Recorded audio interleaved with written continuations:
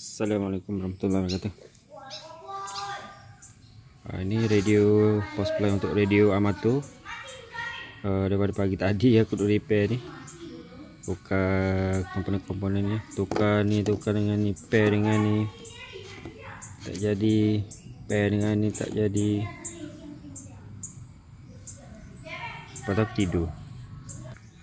Jadi lepas bangun tidur dia dalam 5:30 tadi, aku pun pairkan ada satu lagi. Sebab tu yang ni aku beli ada banyak lah. Aku pairkan dua ni pula. Aku scan thermal. Yang ni dah okey. Tadi bila aku pakai yang ni, thermal dia naik. Suhu dia naik sebelah. Okey, sekarang ni aku dah pasang dah. Ini suhu dia dah normal. Okey, aku on lah.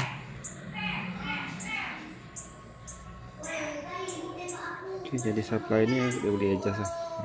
13 sampai 15. Kalau atas ni 13.8 fix. Macam ni. Okay, kipas dia tak edit lagi. Dia ada thermostat untuk suhu. Kalau detect panas di heatsink tu baru dia akan on. Sekarang ni tak ada load. Okay. Keluaran dia dah normal. Jadi yang rosak adalah yang ni panggil power transistor. Okay, sekarang ni tak betul lagi aku pasang power letak je dulu. Okay, aku nak pasang balik di heatsink. Pasang balik di casing dia. Nak tengok pasang macam mana hasil dia. Yang ni nanti output akan sambungkan dengan bulb ataupun dengan electronic loop untuk tengok dia boleh support lah. Okay, aku test dulu, pasangnya dulu dan buat testing. Ini sebagai rekod lah untuk kerja-kerja hari ni. Pada semalam lagi tak dapat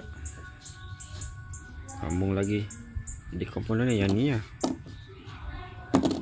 Jadi tak semudah tu lah nak buat repair buat. Kalau nak cepat memang tak boleh lah. Dan kalau kau bernasib baik kau tukar tu jadi. Tapi tak bernasib baik macam ni, dia akan ambil masa yang lama lah. Okay, kena buat troubleshoot, kena cari lagi dan akan ambil masa lah. Jadi kos untuk repair ni dia bukannya pada harga barang, daripada ilmu dan masa dia lah. Okay, jadi apa yang buat kerja-kerja repair mainboard semua ni dia akan tahu lah.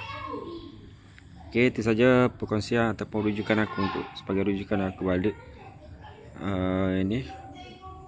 Itu saja. Assalamualaikum warahmatullahi wabarakatuh.